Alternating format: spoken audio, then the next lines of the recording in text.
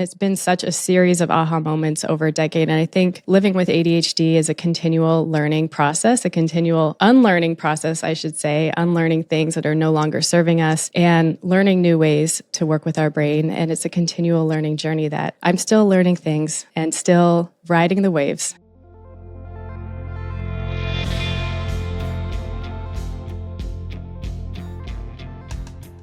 This is ADHD Aha, a podcast where people share the moment when it finally clicked that they have ADHD. My name is Laura Key. I head up our editorial team here at Understood.org. And as someone who's had my own ADHD Aha moment, I'll be your host. I am here today with Margaux Joffe. Margaux is a board-certified cognitive specialist and a global advocate for neurodiversity and accessibility. She was diagnosed with ADHD as an adult and later founded the Kaleidoscope Society to empower other women with ADHD. She's also led disability inclusion initiatives at Yahoo and Verizon and launched the tech industry's first neurodiversity ERG, that's Employee Resource Group. I could go on and on. I will stop there for now. Welcome, Margaux. I'm so glad you're here today. Hi, Laura. It's so great to be here on the ADHD Aha podcast. I've been a listener and a big fan of Understood.org and all the work that the organization is doing. Thank you so much. We love that. Margaux, let's talk about your diagnosis at 29 years old, if that's all right with you. Can you talk about what was happening before you were diagnosed with ADHD? I believe you have a story involving IKEA. All right. So it was a Sunday. I was going to IKEA because I had just moved to the San Francisco Bay Area for a new job. So I had been working in New York as a producer in the advertising industry, and I had just gotten a job out in the Bay Area. And I was going to IKEA to get some furniture for my apartment. And my mom graciously offered to come with me. And it was like hot in there for some reason, and it was really crowded. So many people, kids were screaming. And you know how IKEA is, it's like a long maze. Like you can't just get in and get out. You have to walk through the entire store, every single section to get to the end. It's like a casino. Yeah. Yes, past the meatballs. So there's like lots of sensory information happening. And something I know now about my brain is that having ADHD, I am taking in a lot more sensory information from my environment, maybe than, other people. And so I didn't realize at the time, but what was happening was I was getting overstimulated. All of the sights, noises, the lights, the people. And then also on top of that, I was making all these decisions about what pillowcases to get, what couch to get. It is like lots of decisions, which is very fatiguing on our executive functioning and our cognitive resources. So my brain battery was just getting worn down. And I actually had an episode of sensory overload, which is when you have an involuntary reaction to overwhelming sensory input from your environment. And it can look like many things to different people. But I just started literally shutting down, like powering down. But I didn't know what was happening. And it wasn't the first time I had experienced this. I experienced this when I was at a concert in Central Park, many different times throughout my life. But I told my mom, I was like, I need to leave. I want to go. And we had already picked out 90% of the things I needed. And she was like, oh no, we're almost done. Let's just we just have to go and do this and that. And we're almost done. And I just had like a whole shutdown. I got extremely emotional. And she was wonderful. We got through the store, we checked out, we got home. The next day, I'm in bed in the morning and I get a call from my mom and she said, Margaux, and her voice was different. Her voice was not the usual chatting voice. She's like, I want to talk to you about something really important. Is this a good time? And I was like, uh-oh, what happened? And I was like, sure.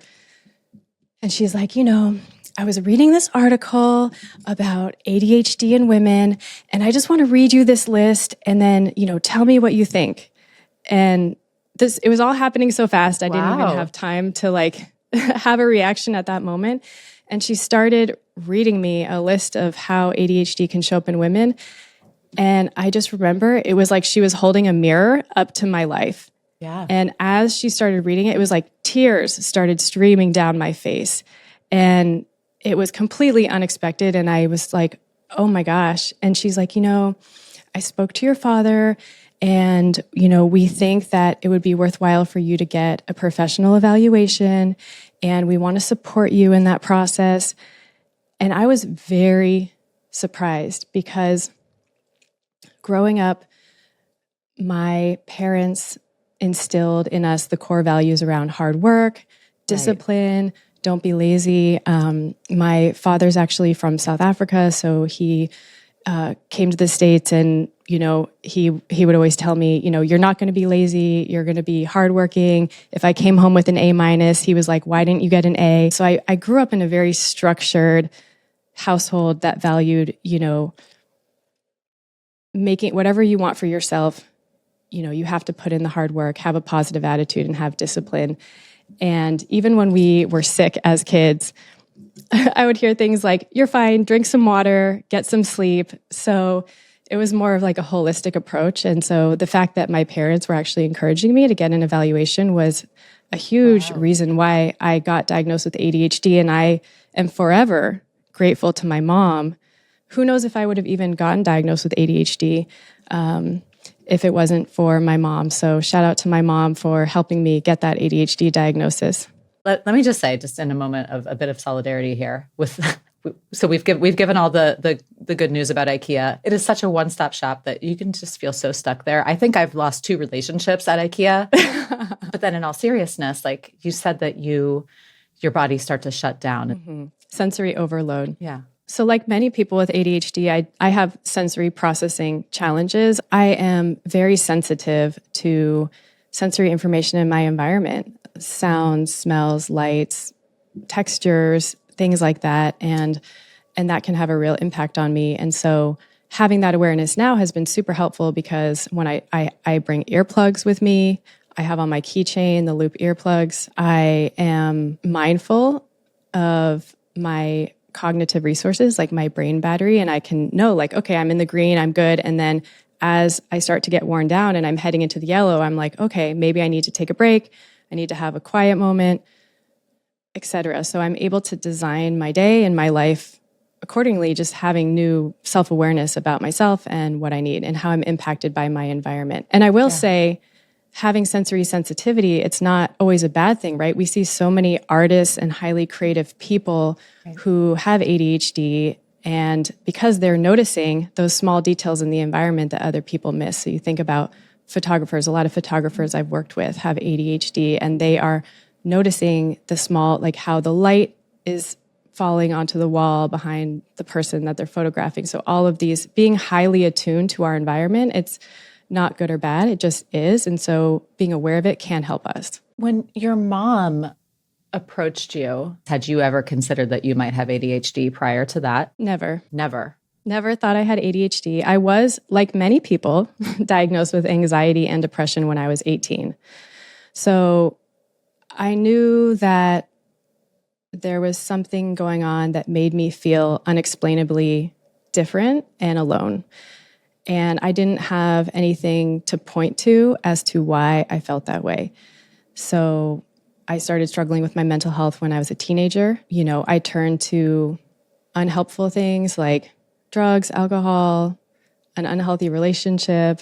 Over time, I found my way to healthier coping mechanisms, but I was really struggling, and it all came to a head when I was 18 and I was going through the dark night of the soul, like asking myself, why is life worth living, and really in that dark place and experiencing suicidal ideation.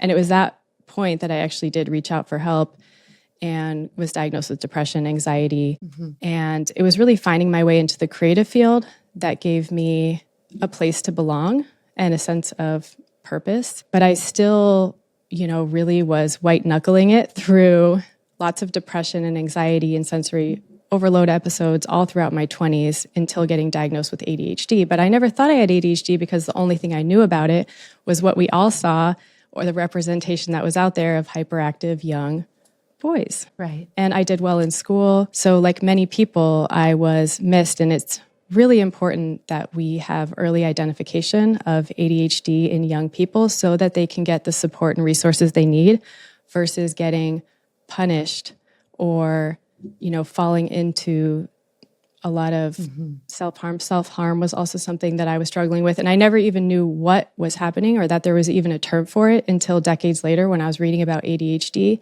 and about self-harm. And I was like, oh, yeah, that's what I was doing.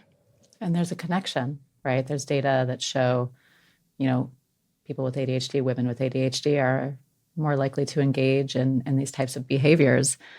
Sometimes I feel like people want to sweep under the rug the severity of ADHD.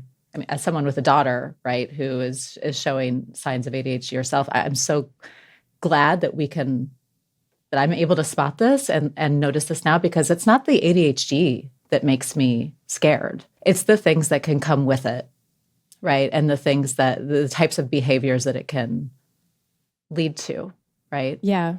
Dr. Hollowell talks about ADHD as a high stakes poker game. And I love that analogy because a lot of people don't realize how high stakes it can be. So having ADHD, you can either end up as a very successful CEO of a company, or you can end up incarcerated. And it really can depend on the color of your skin that you were born with, the circumstances of your life. If you have that early identification and support to be like, you're not lazy, crazy, or stupid, you're not a bad kid, we don't need to punish you. You actually have different brain wiring. So let's learn about that. Let's learn about the things that you need to be successful in school, in your career, so that you can have quality of life. We don't have to struggle. And that's why I'm so passionate about the work that I do, because I want people to have an easier go of things. I don't want young people to struggle unnecessarily when they don't have to, when there's answers out there. You can learn about your brain, you can get accommodations, you can support yourself, and life can be a lot of fun with ADHD. What you described, the dark period when you were 18, technically you were an adult. Did your mom and dad, did they know what was going on? So like many people with ADHD, a lot of breakdowns have happened during transitional periods in my life. So for me, it kind of came to a head when I was transitioning from high school into college.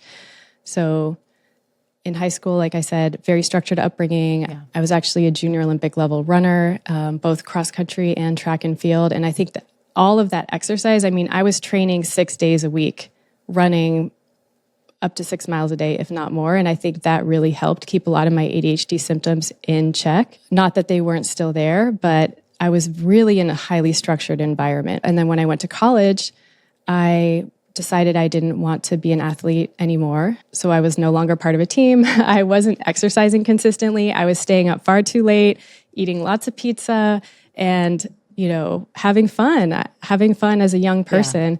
Yeah. And I was living in the dorms, which, looking back, I can see that was sensory hell. Oh my God. You're in a tiny shoebox with a roommate, and our room, for some reason, was the room everyone wanted to come and hang out.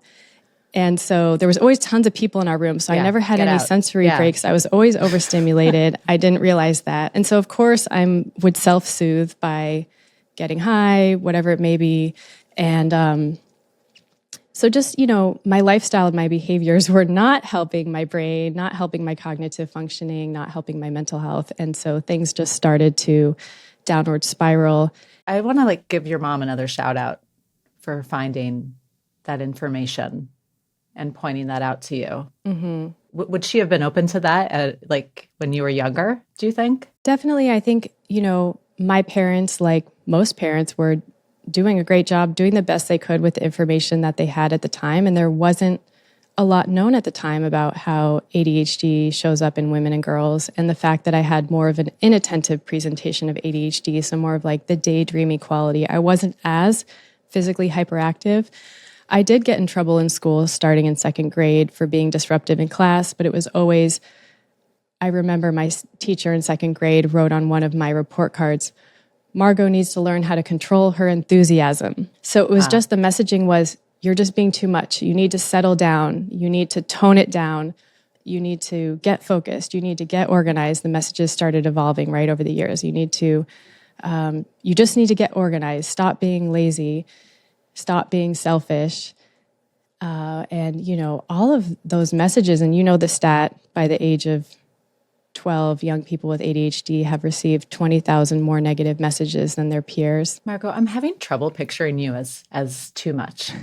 Do you think, did that message that was given to you so young resonate so much that you mask a lot? Or is it just that, you're just older now and I'm older now and I have outlets for my exuberant expression. I mean, I'm an exuberant, enthusiastic, passionate person, playful. Yeah. And I think after the diagnosis, part of my journey was coming back home to myself and moving through some of that unmasking to get back in touch with the playful spirit that had been toned down through some of my coping mechanisms, which were like perfectionism, people pleasing, workaholism, right? This is very common. Yeah. But I'll say, for example, like things that I still feel bad about in second grade, things that I would do impulsively for no reason. Like I stole this kid's little micro machine car and threw it over the fence for no reason. And then this other guy, for no reason, I just decided to take the bouncy ball and throw it as hard as I could on the roof. It was stuck because it was a flat roof. So I would do these impulsive things and I'm like, why? And then I would feel so much shame. And I mean, I was just a little kid. I was in second grade, but I was like, why?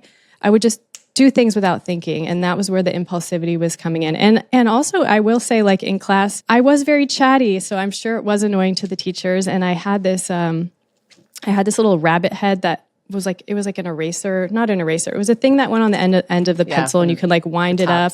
Yeah. You could wind it up and it would make sound and movement and it was disruptive. But if I could go back in time, I would recognize, I probably needed like a fidget tool. I was just stimming. This was just self-stimulating behavior to regulate my nervous system. Yeah.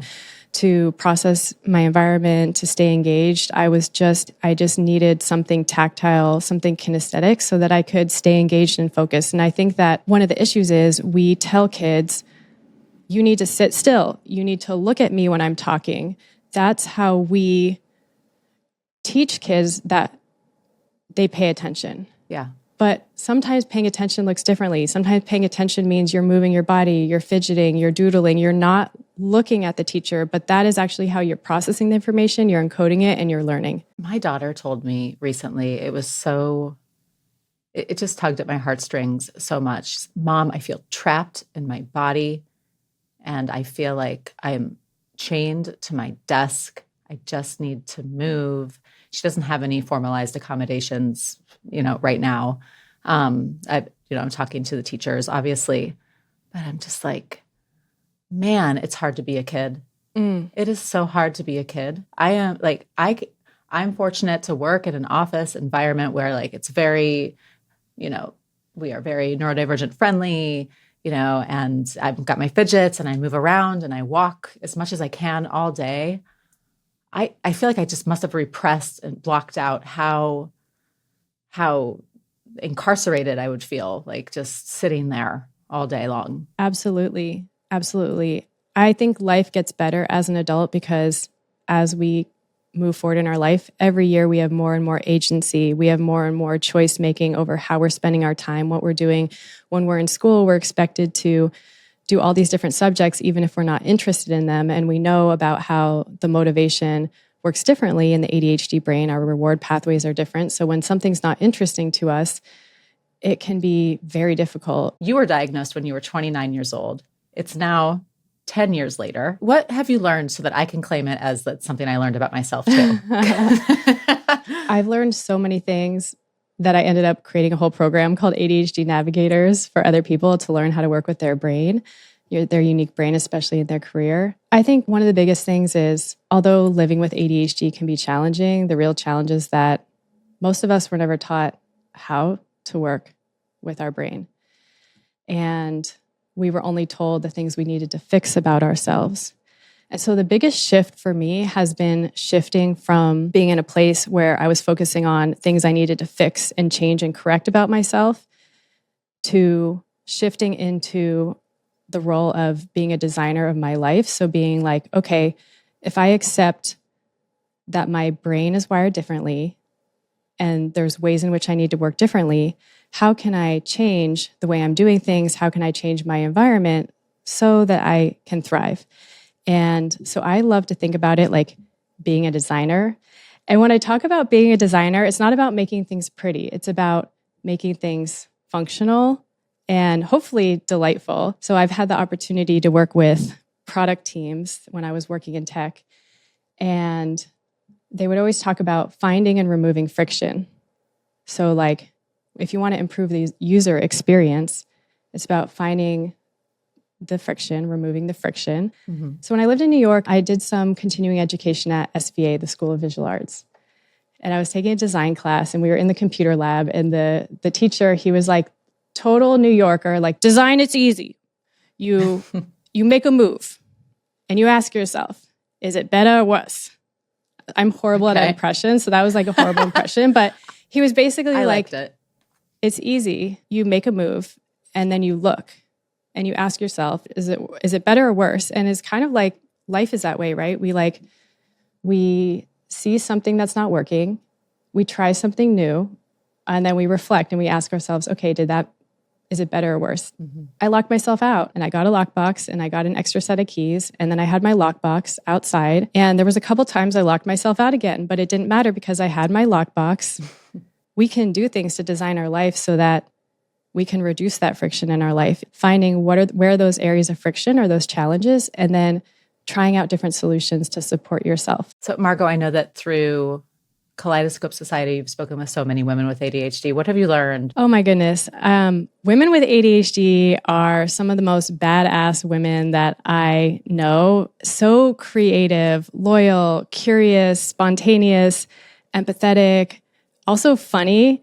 And I think one of the coolest things is the justice sensitivity. So there's actually studies that show that people with ADHD have higher levels of justice sensitivity. So we can be very attuned to like what's right and wrong and wanting fairness and wanting to make sure that we're doing the right thing.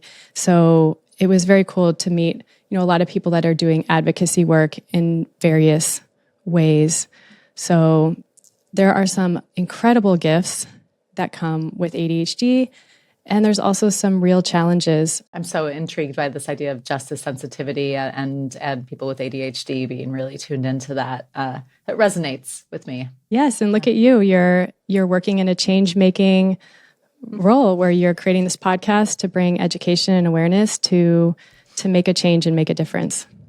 You just spun that in a much more even positive way that I was thinking of myself too, but I appreciate that about you, Margaux.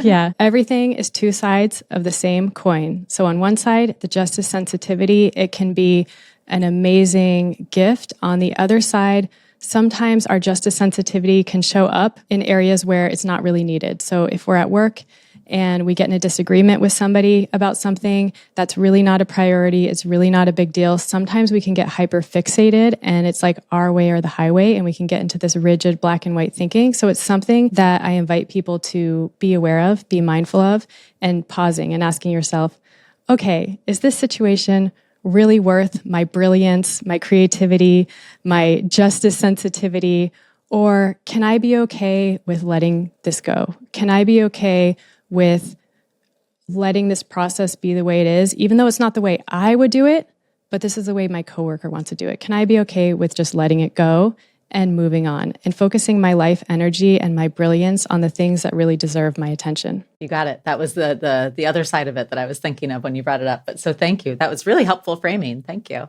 Tell me about more of your advocacy work. And I think that when last time we chatted, you were interested in talking also about self-advocacy and disclosure at work. Self-advocacy is such an important and essential life skill, not only in the workplace, but just every day in our life. And self-advocacy, simply put, how I define it is, number one, knowing your needs, and then number two, being able to communicate your needs. What happens is a lot of people with ADHD, they may not even know what they need. Yeah. Many times it's because they weren't diagnosed until they were an adult, so they never had the opportunity of learning about their ADHD, getting accommodations in school, getting to practice talking about what their needs were. A lot of people had their needs invalidated for years, if not decades, saying, oh, you're just being too sensitive. You're just being lazy. You just need to fill in the blank, right? So there's this process of like getting back in touch and discovering, okay, what do I need in this situation? And then how do I communicate that? So when it comes to the workplace, unfortunately, there's a lot of fear around even asking for what you need in the workplace. And I know Understood did a study about this.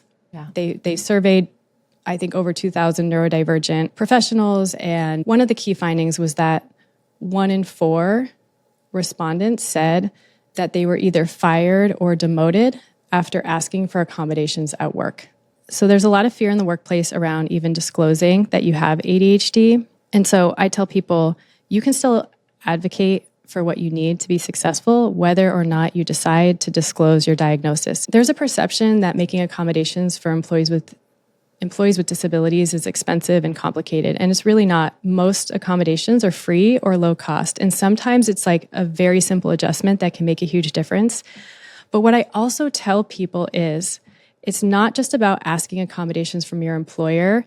It's also about what are those self-support strategies that you can put in place, because a lot of what has transformed my experience is actually things that I'm doing to support myself and that don't even require like a formal accommodation. Yeah. So like whether it's now like having a little fidget thing, like I have brought this on a date before. I love that. It was a second date. I had it in my purse and then we were like eating and I just had it out under the table and they were like, "What's that?" And I was like, "Oh, it's a fidget and you know, it helps me blah, blah, blah." And I explained because if you go on a date with me, inevitably, you're going to be getting some disability education. If you don't want to date me because I have a fidget toy, then it's probably better I know that now than later. I love that. I've been coming to work every day with a new fidget. It was a fidget holiday season for my family, so we've been trying out all kinds of stuff. It's been really fun. Tell us what you're doing now. What do you want the audience to know about your current work or what's coming up for you? So I have a small business called Minds of All Kinds. I've been running this for about 3 years, and we're creating a platform for neurodivergent people to learn, connect, and lead. So I work with individuals and organizations. With individuals, we have our flagship ADHD Navigators program, which is all about learning how to work with your unique brain in your career. We also have community events where I bring in special guests and experts to come in and do events for the community. Like we had Eric Garcia, who's an autistic journalist and author of We're Not Broken, Changing the Autism Conversation. So he came in and did a Q&A with our community. And then with companies, I do speaking and consulting. So I'll go in and do trainings, workshops, and consulting on special projects. So it's a lot of fun, and I'm really passionate about the work that I'm doing. And if anyone wants to learn more, they can go to mindsofallkinds.com for all the info. Well, Margaux, I'm so grateful for all of the work that you do. You're making such a huge impact, and just the education that you're bringing, and the stigma reduction work that you're doing. I'm really grateful to you, and I'm so glad that you came on the show today. Thank you for spending this time with me, for playing with some fidgets. Yeah, thank you so much for being here today. And I know we could have talked for hours, I'm sure. Thanks for having me on.